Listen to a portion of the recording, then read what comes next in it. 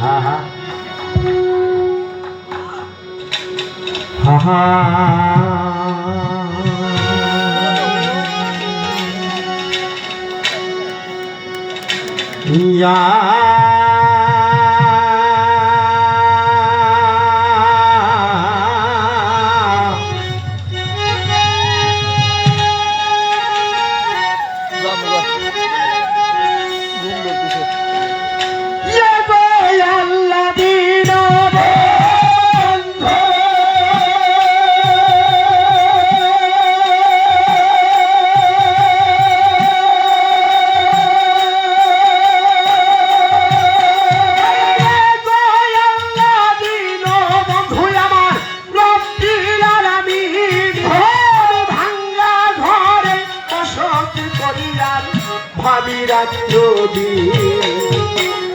হবে এসেছ গো বান্দা দিতে বাঞ্ছো চাই তবে চাইলে ফুরালে যেতে হবে বান্দা আজ নয় তো কাল আজ মরণ নাই কাল মরণ নাই মরণের দিন আছে আমার বান্দা পয়সা করি আরে আল্লাহ জব লাগাইছে পিছে কারে বলো মন আমার আমার আর কেউ তো কারো নয় আমার দিন দুই চারি ধুলে খেলা বাজান আমার পথের পরিচয় দিন যে গেল হেলাই রে হেলাই আমার রাত তো গেল শুয়া তবে ভাবলে দেখেন ভাবার বস্তু গেল রোলে ঘুমাইয়া যে গেল হেলাই রে হেলাই আমার রাত তো গেল শুয়া আরে ভাবে ভাবার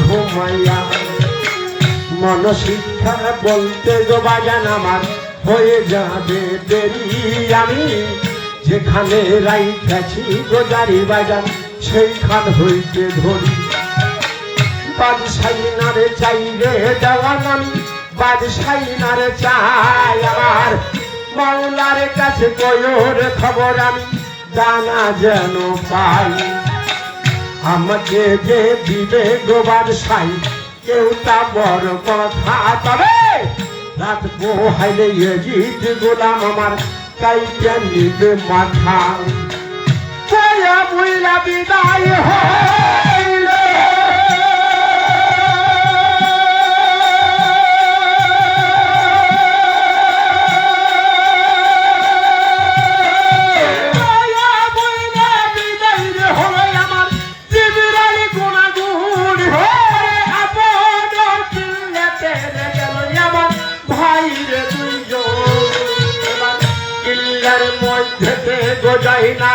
সবার কাছে পুছে বলো দেখি হানিফ নামে আমার কেমন সাজাই আছে তাই দোলানি বলছে গো জয়নাল কি বলবো তামাম তবে কোনদিন শুনি নেই গো আমরা ওই হানিফার নাম তুমি যদি কারো কাছে আমার সংবাদ পেয়ে থাকো মনের স্বাদ মিটাইয়ে গো তুমি পাও রনাই একখানে আবার সালমা বিবি বলছে গো জয়নাল লেখো কলম ধরে আমি সকল কথা বইলা গো দিবই আমার আল্লাহর মেহেরে এতে কই ভাবি আরে সালমা বিবি কি কর্ম করিল বাজার পূর্বের যত দুঃখের কথাই আমার জয়নালকে বলিল বলে আমবাদী শহরবাদী সাহিব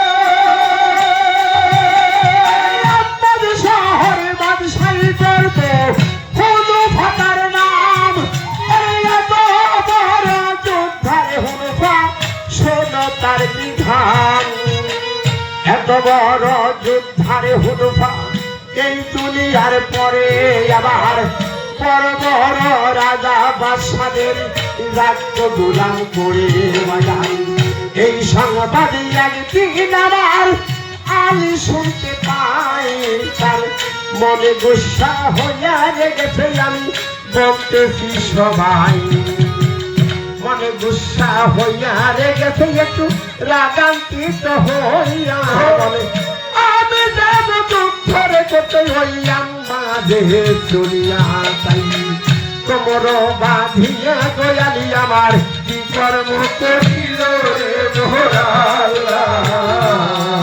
আমি যুদ্ধের জন্য তার জন্য আমি রওনা হইয়া গেল রে মোহরা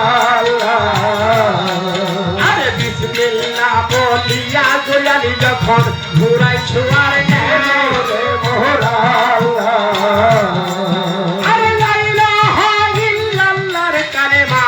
জবানে চালায় রে মোরা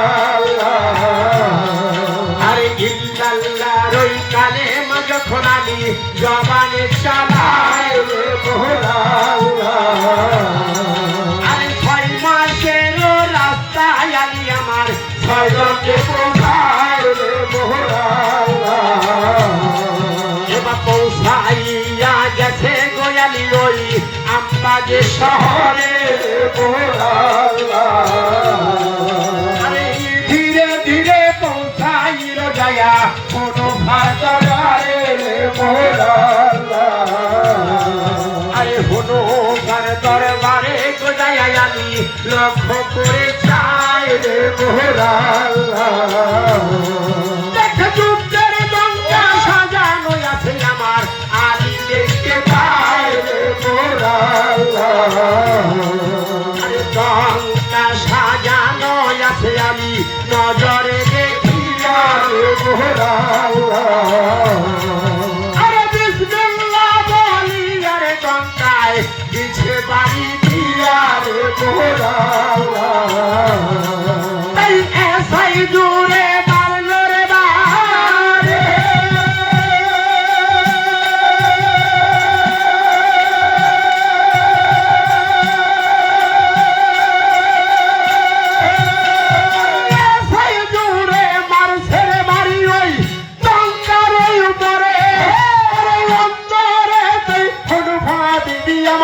কাপে ধরে ধরে কত বাসারে ছেড়ে গোয়াইছে দরবারে আমার আবার কত দঙ্কায় বাড়ি গতিছে আবার এই দুনিয়ার পর এত বড় দঙ্কার শব্দ প্রভু শুনি নাই আবার আজ কেমন পালুয়ান গোয়াইছে দরবারে দেখাই আবার অন্দর হতে হলো ভাবিনি আমার কি কর্ম করিল বাজান ধীরে ধীরে বাহিরাঙ্গিনায় চলিয়া আসিল বাজান বাহিরাঙ্গিনায় আইসা আলী আলী দেখতে পাই আলীকে দেখি আরে দাইকা বলছে সেই সময় আলীকে দেখি আরে দাইকা বলছে ধীরে ধীরে যুদ্ধের দঙ্গে বাড়ি কমারছে নেই দুনিয়ার পরে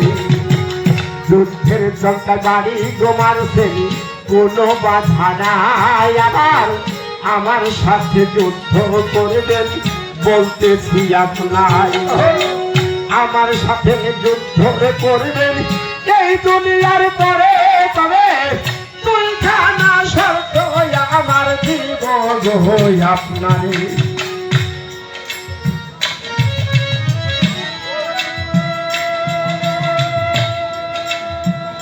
বাহিরাঙ্গিনায় এসে আলীকে দেখতে পায় ডাক দিয়ে বলছে সেরে খোদা সেরে আলী সে আলীকে লক্ষ্য করে বলল অজি আপনি আমার যুদ্ধের ডঙ্কায় বাড়ি মারছে আমার সাথে যুদ্ধ ঘোষণা করেছে তাতে কোনো দুঃখ নেই আমার সাথে যুদ্ধ করতে হবে আপনাকে 2টা শর্ত মানতে হবে প্রথম শর্ত হলো আপনি যদি আমার সাথে যুদ্ধে হেরে যান তাহলে চিরদিন আমার গোলাম হয়ে আপনাকে থাকতে হবে। আর আমি যদি আপনার কাছে যুদ্ধে পরাজয় বরণ করি, আমি চিরদিন আপনার দাসত্ব স্বীকার করি। আমাকে আপনাকে নিকা করতে হবে। এই শর্তে রাজি হয়ে যুদ্ধ শুরু হয়ে যাবে। 18 যুদ্ধ হয়, 18 বছর কাউকে কেউ পরাজয় করতে পারে। মাওলা আলী বেহাল হয়ে গেছে। একটা মেয়ে মানুষ, তাকে আমি পরাজয় করতে পারছি না। 18,000 মাখলুকাতের গায়ে যে শক্তি আল্লাহ আমার গায়ে সেই শক্তি দিয়েছে, আর সামান্য একটা মেয়ে মানুষকে আমি পরাজয় করতে পারছি না। আমার না জানি কোথায় খুব ভুল হয়ে গেছে। যুদ্ধ চলছে। তরিকত জগতের চরমপন্থীরা, গুরুকে যারা নিজের জীবনের থেকে বেশি মহব্বত করে, গুরু যে ভক্তের কাছে সর্বেসর্বা, মাতা পিতা বন্ধু ভ্রাতা স্ত্রী পুত্র সকলের চাইতে যে ভক্তের কাছে গুরু প্রিয়, দেখবেন বাজার সেই ভক্তগুলো লক্ষণমনা চেহারাই আলাদা। সেই ভক্তগুলো যখন যে অবস্থা যেখানেই থাকবে কেন, তাদের খেয়ালের দুইটা চোখ, দয়ালের কদম দুইটা জড়াইয়া ধইয়া থাকে, আর কাঁদে সেই ভক্ত দয়াল দিয়ে, তুমি ছাড়া তো আমার আর কেউ নাই এই পৃথিবীতে, তুমি দিলে যে আমার আর কোন বান্ধব নাই। আরে মাওলা আলী যুদ্ধ ছাড়ে, টপ টপ করে চোখের পানি ছেড়ে দিয়েছে। আর এসকো জোশে খেয়ালের তুলে চোখ দিয়া দয়ালের কদম থেকে জড়াই ধরে বলছে, দয়াল রে, আজ যদি আমি হেরে যাই তাহলে তোমার নামের বড় কলঙ্ক হয়ে যায়। দয়ালকে স্মরণ করেছে। ভক্ত যদি হয়, দয়ালকে স্মরণ করার সঙ্গে সঙ্গে দয়াল বিনাদারের কালেকশন। দয়ালের জেনে গেছে, দয়াল খুশি হয়ে গেছে। দয়াল খুশি হয়ে বলছে, বাতাসের মালিককে ডাক যায়, এই বাতাসের মালিক, তুমি আজ তুমি একটা জমকে হাওয়া দিয়ে হুরুফার অঙ্গ থেকে তুমি একটা বসন সরাই দাও। হুকুম করতে দেরি, বাতাসের মালিক আর দেরি করে নাই, সঙ্গে সঙ্গে আজ কবি একটা হাওয়া দিয়া হুরুফার অঙ্গ থেকে একটা বসন সরাই দিচ্ছে। মেয়েদের সভা, বসন সরে গেলে সেই বসনটা ধরতে আগে সবাই যায়। আমি গুরুকে খেয়ালে রাখি, যদি আমার চোখের সামনে একটা পর্দা পড়ে তাহলে আমার খেয়ালটা নষ্ট হয়ে যাবে, পর্যট নষ্ট হয়ে যাবে না। যখন ওই বসনটা ধরতে যায়, হুলফার পর্যট নষ্ট হয়ে যায়, পটকাট মেরে মাওলা আলী ওই হুলফাকে পরাজয়, হুলফার পরাজয় হয়ে মাওলা আলী তাকে ইচ্ছা করে 11টি বৎসরে আমার শহরে কাটা। এই কথাগুলো সচরাচর আমি সব জায়গায় বলি না, আজকে বাজারা বইছে তাই বলতে। 11টি বৎসরে অনেক বলে 11টি সন্তান হয়, 10টি সন্তান মদিনা মনোরাত থেকে মা ফাতেমা হাত দেয়, সেই হাতে নষ্ট হয়ে যায়। নাউযুবিল্লাহি মিন যালিক। আমার আহলে বায়াত পাক পাঞ্জাতনের এক বিন্দু নূর মুবারক সেটি ফলে যেতে পারে। 11টি বৎসর সাধনা করে মাওলা আলী সাধনা করে একটি মাত্র সন্তান মাওলা মোহাম্মদ হানিফ যখন মাতৃগর্ভে, তখন মাওলা আলী মদিনা মনোরায় চলে যায়। বেদির বেঈমানে কাফেরেরা মসজিদের ভিতরে আমার মাওলা আলীকে কুপায়ে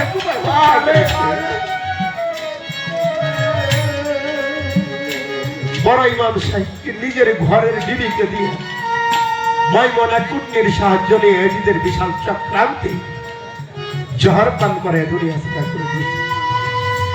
শিশুপুত্র আজগরানি পানির পিপাসায় ছটফট করতেছিল। আজগরকে কোলে লইয়া হোসেনে গেছে ফোরাত নদীর কিনারে। যায় দেখে ফোরাত নদীর চতুর্দিকটা কাফের মানওয়ানে ঘেরাও করা, কিন্তু কাফের মানওয়ান চেনা যায় না। তাদের মাথায় টুপি, বড় বড় দাড়ি, জুব্বা পরা, আবার কেউ পাগড়ি পরা। আমার হোসেন আলী সেদিন আজগরকে কোলে নিয়ে বলছিল, তোমাদের মধ্যে যদি একজন ব্যক্তি মুসলমান হয়ে থাকে, একজন ব্যক্তি মুসলমান হয়ে থাকে, তাহলে আমার শিশুপুত্র আজগর আলীর জন্য এক কিন্তু পানি ভিক্ষা দাও। আর যেদিন বেঈমানেরা সেদিন পানি ভিক্ষা দিছিল না। ইমামকে লক্ষ্য করে একটা তীর ছুড়ে সেই তীরটাই এসে শিশু আজগরের বক্ষ ভেদ করে সেখানে আমার আজগর আলী শহীদ হয়ে যায়। আপনারা সকলেই জানেন মওলা আলীকে মারবে এরকম একটা ষড়যন্ত্র করছে বেদিন বেঈমানেরা। মা ফাতেমা রাত থেকে সেই ষড়যন্ত্রের কথাগুলো শুনেছিল। ওইখানে একজন সাহাবা, আমার নবীজির একজন সাহাবা দেখেছিল। মা ফাতেমাকে দেখে বলছে, ফাতেমা তো কথাগুলো শুনেছে, আলীর কাছে বলে দিবে।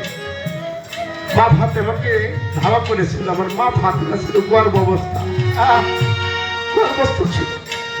ভয়ে আমার মা ফাতেমা সেদিন নিজের ঘরে দরজা লাগিয়ে দরজার সামনে দাঁড়াইছিল। বেদিন দরজার মধ্যে এক লাঠি মারছিল, সেই লাঠিতে আমার মা জমিনে পড়ে যায়, তার গর্ভটা নষ্ট হয়ে যায়। সেখান থেকে অসুস্থ হয়ে আমার মা ফাতেমা চলে যায়, কাশেমে চলে যায়। তারপর ডাক্তার বলায় এজিদের গোলাম নাম তার সীমার এসে হোসেনকে শহীদ করে ফেলে। কথাগুলো আমার জয়নাল আলী শুনে দুই চোখের পানিতে তার বুকটা ভাসাই দিয়ে চোখের পানিকে কালি করে চাচাজির কাছে লিখন লিখতেছে, চাচা গো, আমার নবীর বংশে বাতি দিতে আর তো কেউ বেঁচে নাই। আমার করোনা পাইয়া যদি তুমি মদিনে আসো তাহলেই আমার শেষ রক্ষা হবে। তাই সেদিন বিসমিল্লাহ বলে আমার জয়নাল আলী লিখন লিখতেছে। সেই লিখনের ভাবটি কেমন বা জানো? চাচাজির আগে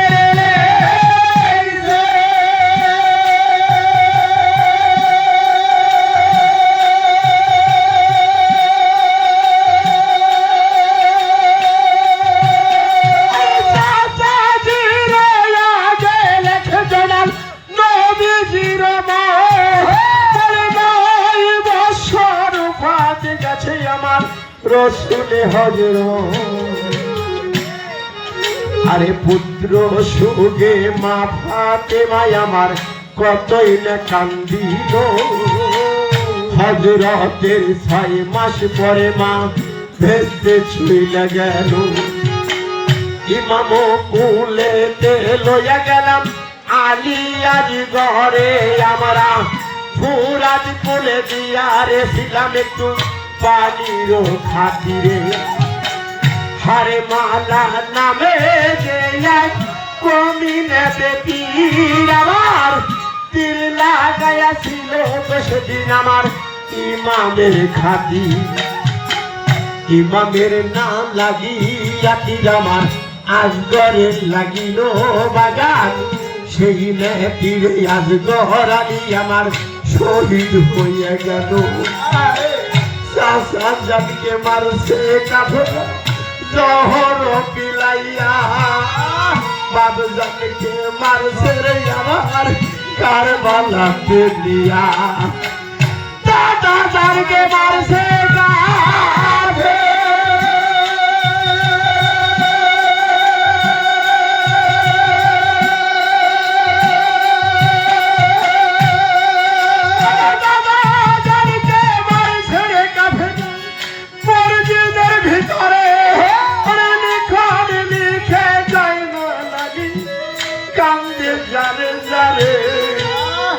আবু জানকে মারছে রে কাফেলা দাসকার বালাই আমার বংশের বাতি দিতে গোছা চাই আর কেউ তো বেশি নাই আই চাচা মোহাম্মদ হানিবাস মদিনাতে আয় তোমার ভাইটার সঙ্গে করো গো দেখা তোমার সময় বইয়া যায় আই চাচা মোহাম্মদ হানিবাস মদিনাতে আয় তোমার ভাইটার সঙ্গে করো গো দেখা তোমার সময় বইয়া যায় লেখা তো যাই না গো চাচাই আবার বিষয়টা নাম আবার ঘেরাও কইরা রাখছে রে এদিন আমার শহর আর দোকান এই পর্যন্ত লেখা গো চাচাই আমি শেষ করিলাম তবে আবার পাইসা থাকিলে গো চাচা তুমি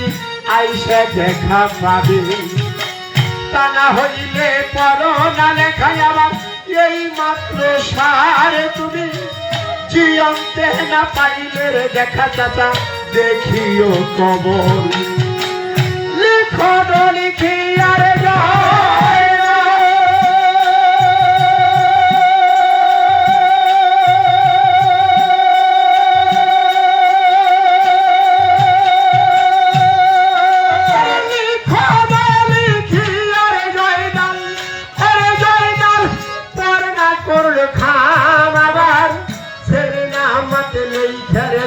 আমার জয়নাল বাসার নাম লিখনো লিখিয়ার জয়নাল কাশেরকে ডাকিয়া বলে পরোয়ানা দিবে গো বাবা তুমি আব্বাজে পৌঁছাইয়া কাশেদে বইলাছে গো সাহেব আমি আরো গুজারি আপনার কাজে যাব গো আপনি আমায় এ নাম দিবেন কি কাশেদে বইলাছে গো সাহেব আমি আরো গুজারি আমি আপনার কাজে যাব গো আপনি আমায় বকশিস করবেন কি বকশিসের কথা গো জয়নাল যখনই শুনিল বাজার কাশেদের সম্মুখে রে জয়নাল কান্দিতে লাগিল কি ধন আছে ঘরের কাছে কি ধন দেব তরে রোজ হাসরে কালে রে বাবা আমি সঙ্গে দেব তরে কি ধন আছে ঘরে কাছে যাবি কি ধন দেব তরে আবার রোজ হাসরে কালে তো বাবা আমি সঙ্গে দেব তরে ভেস্ত মাঝে আছে গো আমার দাদি বরকত মা 14 পুরুষ ভেস্তে নিবে তোর হিসাব লাগবে না এমন কথাই রে কাছে আমার যখনই শুনিল বাজার বড় বান্ডারে মাথায় তৈয়ার হইয়া গেল ভক্ত মাঝে হইল কাছে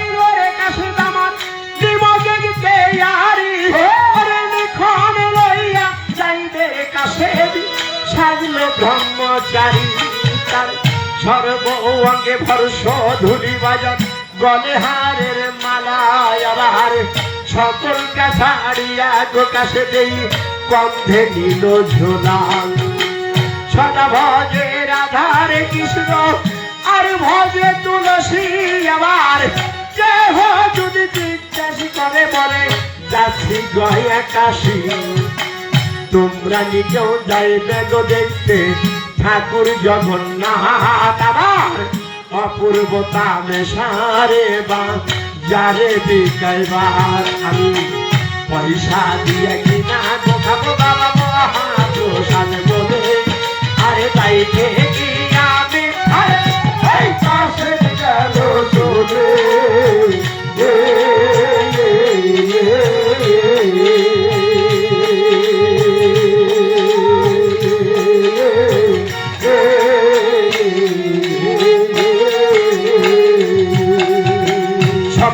রোজ হাইটারে আকাশে কেন ফাল্গুন দয়ার কুলে আল্লাহ বলো বলো রে আরে দেখি দরিয়ার ঢেউ আমার কাশের কান্না বলে আল্লাহ বলো বলো রে আরে ছাই মাঝি ধরে এই নারে ঘাটে বুঝি ঘাট পাড়ি না আল্লাহ বলো বলো রে আমি কইরাছি মহাবিপদে আল্লাহ কেমনে ওপার যায় আল্লাহ বলো বলো রে আমি ছাই মাঝি ধরে এই নারে ঘাটে বুঝি ঘাট পাড়ি না আল্লাহ বলো বলো রে আমি লিখন রইল দরিয়ার পারে আমি ফিরা বাড়ি যাই আল্লাহ বলো বলো রে ফিরা বাড়ি যাই ওর যদি আমি আপনারই ঘরে আল্লাহ বলো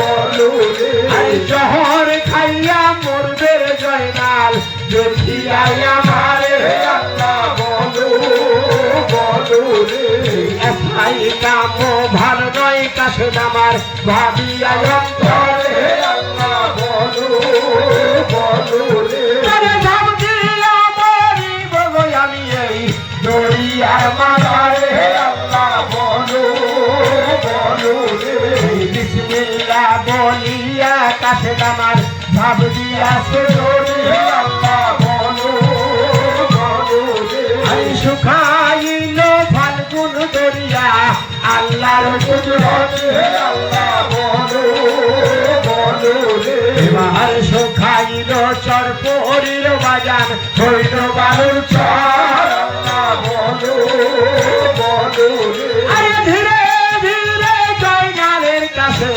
হইয়া গেল পার আল্লাহ বলো বলো রে তাই পার হইয়া কাছে যখন বাজান গেল রাহা পরে আল্লাহ বলো বলো রে আমি উপনীত হইল রে যায় একটা জঙ্গল আর মাঝারে আল্লাহ বলো বলো রে সপ্তম জহাইছে জয়নালের কাছে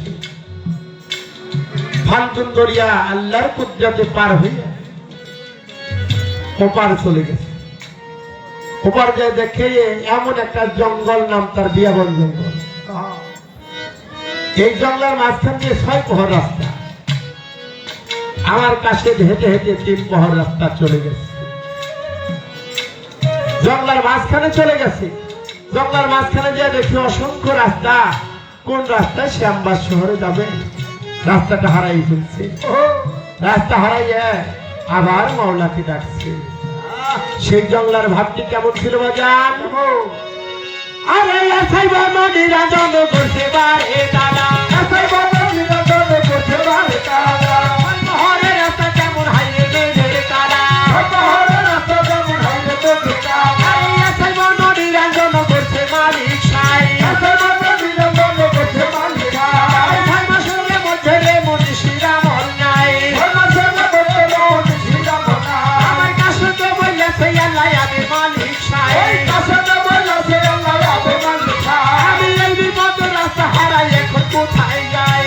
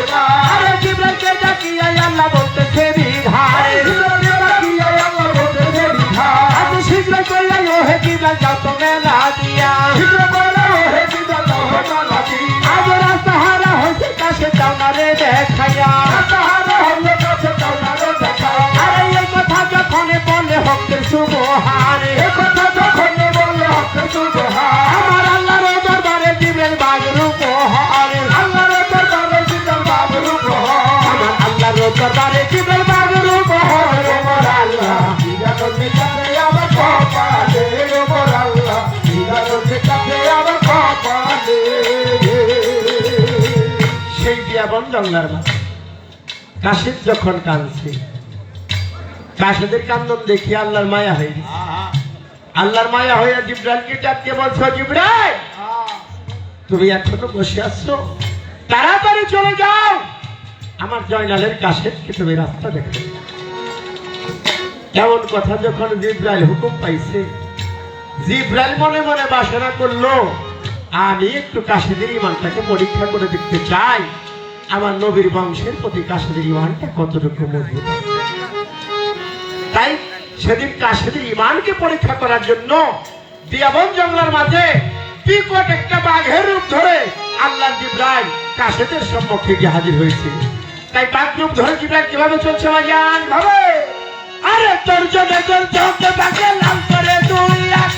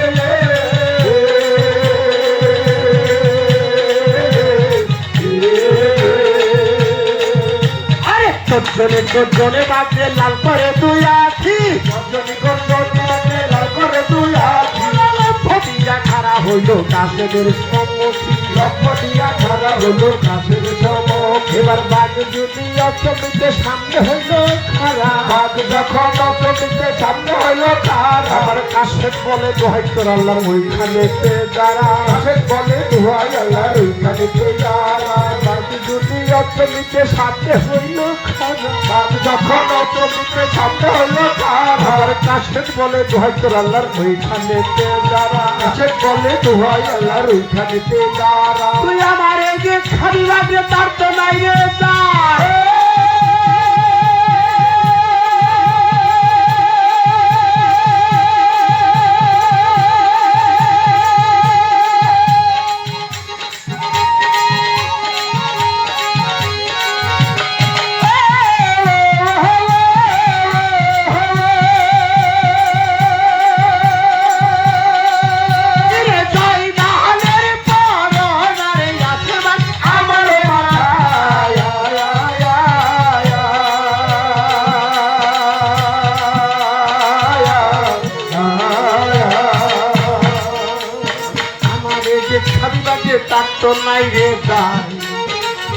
আমার জয়নালের পরনায় আছে আমারে আমারে খাইলে বাচ্চর তাই ফেকিতে হবে। আমার জয়নালের পরনা লইয়া আমার যাইতে হবে। তুমি আমায় ধরে খাও বাগিরে, তুমি আমায় ধরে খাও।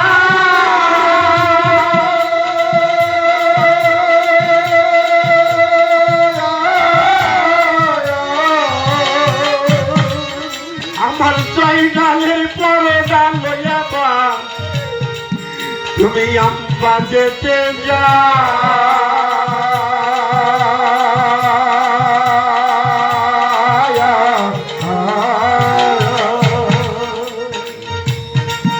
তুমি আমায় ধরে খাও বাদিয়ে আমায় ধরে খাও।